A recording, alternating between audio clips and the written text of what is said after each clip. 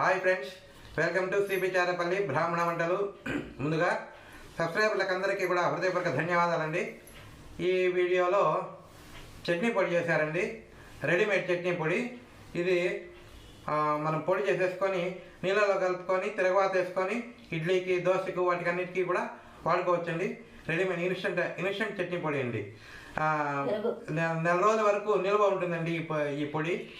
తర్వాత వచ్చేసి ఫ్రిడ్జ్లో పెట్టుకుంటే ఎన్ని రోజులైనా నిల్వ ఉంటుంది. పెరుగులో కూడా ఈ పొడి పెరుగు వేసి కలుపుకొని తినచ్చు. అంటే నీళ్లు వేసుకోకుండా పెరుగు వేసుకొని తర్వాత వేసుకొని అట్లా సూపర్గా ఉంటుందండి. టేస్ట్ చాలా బాగుంటుంది. ఎందుకంటే మనము ఇడ్లీ పొడి, ఇడ్లీ పిండి ఇవన్నీ కూడా తొందరగా మనకు రెడీగా ఉంటాయి. దోశ పిండి కానీ అవి అప్పుడు చట్నీ చేసుకోవాలంటే కొద్దిగా లేట్ అవుతుంది కదా. ఆ ఇబ్బంది లేకుండా ఈ పొడి చేసి పెట్టేసుకుంటే నెల రోజులు నిలువ ఉంటుంది. కాబట్టి అవసరమైనంత పొడి మనం వేసుకొని నీళ్ళు కావాలంటే నీళ్ళు కలుపుకొని, లేదంటే పెరుగు కావాలంటే పెరుగు కలుపుకొని తర్వాత వేసుకొని తినడమే. సూపర్గా ఉంటుందండి. మీరు కూడా చేసుకొని తిని ఆరోగ్యంగా ఆనందంగా ఉండండి. ఈ వీడియో మీకు నచ్చినట్లయితే లైక్ చేయండి, షేర్ చేయండి, సబ్స్క్రైబ్ చేయండి, పక్కన ఉన్న గంట సింబల్ ప్రెస్ చేయండి. అప్పుడే మేము చేసే వీడియోలన్నీ మీకు నోటిఫికేషన్ వస్తాయండి. ధన్యవాదాలండి. Thank you very much. పప్పులు చట్నీ పొడి చేస్తున్నానండి. ఆఫీసు పోయే వాళ్లకు, అర్జెంటుగా చుట్టాలు వచ్చిన వాళ్లకు ఈ పొడి తయారు చేసి పెట్టుకుంటే దోశ పిండి, ఇడ్లీ పిండి రెడీగా ఉంటాయి కదండి. ఎట్లయినా అప్పుడు వాళ్ళు వచ్చినమ్మంటే ఈ పొడి చేసి పెట్టుకుంటాం కదా, నీళ్ళు వేసి కలిపేసి తిరగమాత వేసుకోవాలండి. అది తయారు చేసి చూపిస్తున్నా. దానికి కావాల్సిన పదార్థాలండి: పప్పులు, శనగగింజలు, ఎండు కొబ్బరి, జీలకర్ర, ఆవాలు, ఎండుమిరపకాయలు, ఇంగువ, చింతపండు, కరివేపాకు, ఆయిల్, ఉప్పు అండి. ఇవి కొంతమందికి అర్థం కావండి. పల్లీలు, శనగగింజలు అంటే అర్థం కావు కాబట్టి పల్లీలు. ఇప్పుడు ఫ్రై చేసుకోవాలండి. ప్యాన్ పెడుతున్నానండి, స్టవ్ వెలిగిస్తున్నా. కొంచెం ఆరాలండి. శనగగింజలు వేయించుకోవడానికి అండి. శనగగింజలు వేయించుకోవాలి.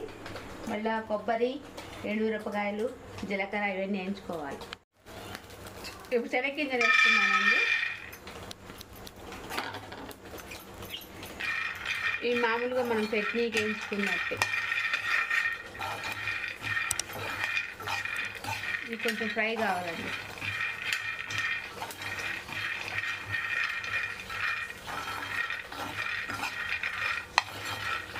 ఫ్రై అయినాక చూపిస్తా. వేగినాయండి, మరీ ఎక్కువ వద్దు, ఇట్లా కొంచెం దోరగా ఉంటే చాలు. ఒక ప్లేట్లో తీసుకుంటాను. ఇవి చల్లారాలండి. ఇప్పుడు ఇదే ప్యాన్ పెట్టి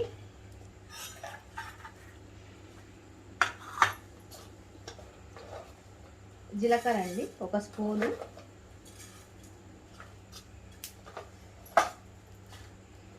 ఎండుమిరపకాయలండి మనము కారము తినే పట్టి,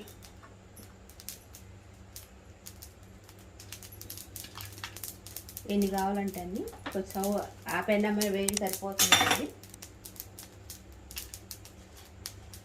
అంటే కొంతమంది ఎక్కువ తింటారు, కొంతమంది తక్కువ తింటారు కదా, అందుకు ఎండు కొబ్బరి అండి ఇట్లా పలుకులు చేసుకొని వేసుకోవాలి. పచ్చి కొబ్బరి బదులు.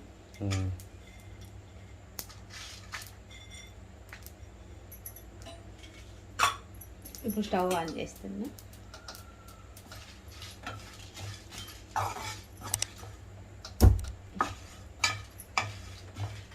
ఊరికి సిమ్లో పెట్టుకొని వేయించుకోవచ్చండి. అప్పుడే జీలకర్ర కూడా అయిపోయింది. చింతపండు వేసుకోవచ్చు డైరెక్ట్గా, లేదంటే దీంట్లో ఏమైనా వేసుకోవచ్చు. మీరు వెల్లుల్లి కూడా వేసుకోవచ్చు అండి.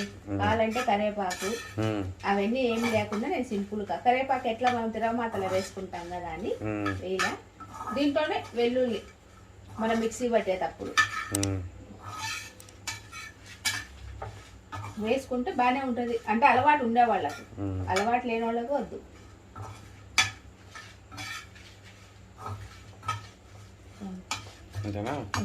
ఇది కూడా చింతపండు, అంటే 100 గ్రాముల కూరకే నిమ్మకాయ అంత చింతపండు అండి. మనం వేసుకుంటాం కదా అట్లా. ఇది ఈ వేడికే ఈ చింతపండు అదంతా గట్టిగా అయిపోతుంది. స్టవ్ ఆఫ్ చేస్తున్నానండి. మిక్సీకి వేసుకుంటున్నానండి.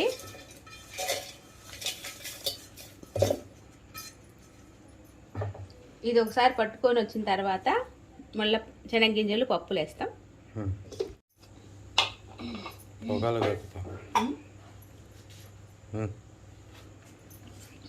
ఇదండి కొంచెం పట్టుకొని వచ్చిన మిక్సీకి. ఇప్పుడు శనగగింజలు అక్కడక్కడ ఇవి ఉండాలండి, అప్పుడే కొంచెం పొట్టు తీస్తే విటమిన్స్ ఉంటాయి కదా తొక్కల్లో అన్నట్టు. పొట్టులో కూడా విటమిన్స్ ఉంటాయి కదండి, అందుకని సగం అట్లా సగం ఇట్లా తీసుకున్నా. ఇప్పుడు పప్పులు మనము ఏ కప్పుతో అయితే శనగగింజలు తీసుకున్నామో దాంతోనే పప్పులు, పుట్నాల పప్పులు, తగినంత ఉప్పు అండి. మీరు ఇప్పుడు కావాలంటే ఇప్పుడే వెల్లుల్లి వేసుకోవచ్చు, వేసుకునేవాళ్ళు. కరివేపాకు కూడా ఫ్రై చేసి కూడా వేసుకోవచ్చు, కానీ నేను వేయడం లేదు. వెల్లుల్లి కావాలన్న వాళ్ళు వేసుకోండి.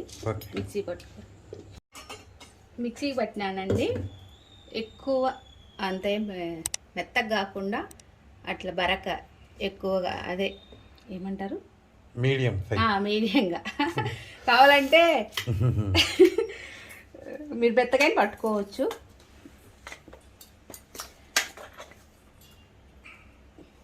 ఎన్ని రోజులు ఉంటుంది ఇది నిల్వ? నెల రోజులు ఉంటుంది. నెల రోజులు ఇంకా ఫ్రిడ్జ్ లో పెట్టుకుంటే ఎక్కువ రోజులైనా ఉంటుంది.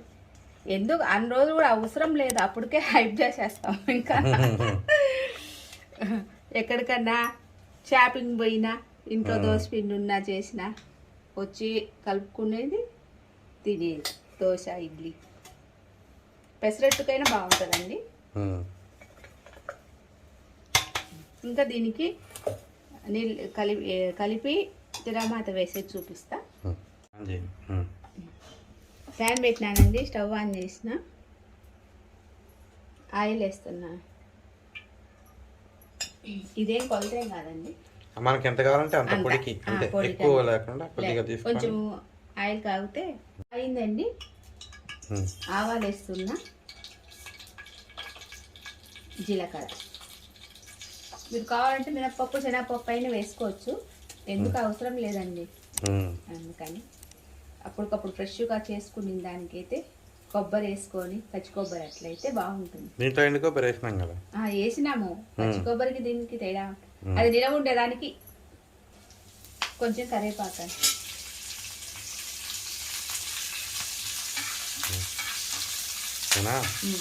కారము ఎక్కువ తినేలాగుంటే 2 ఒత్తిమిరపకాయలు వేసుకోవచ్చు అండి, అదే ఎండుమిరపకాయలు.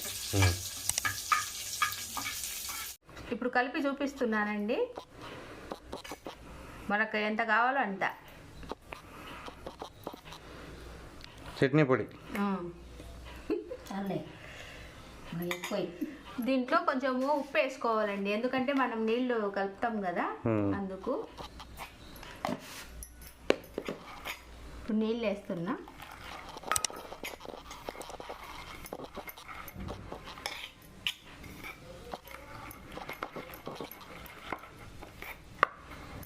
మీకు గట్టిగా కావాలంటే గట్టిగా కలుపుకోవచ్చు, నీళ్ళకి కావాలంటే నీళ్ళకి కలుపుకోవచ్చు.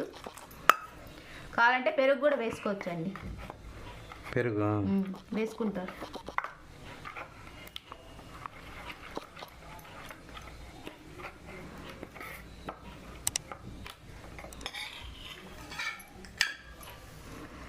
ఇప్పుడు తిరమాత వేస్తాం.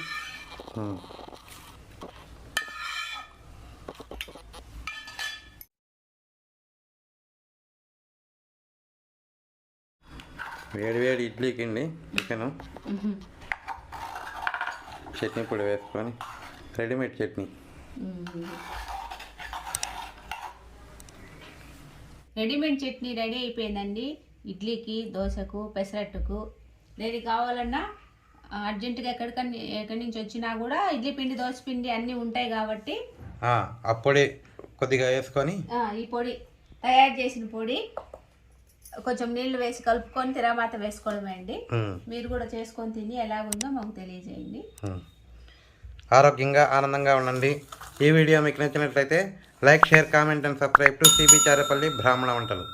థ్యాంక్ యూ అండి.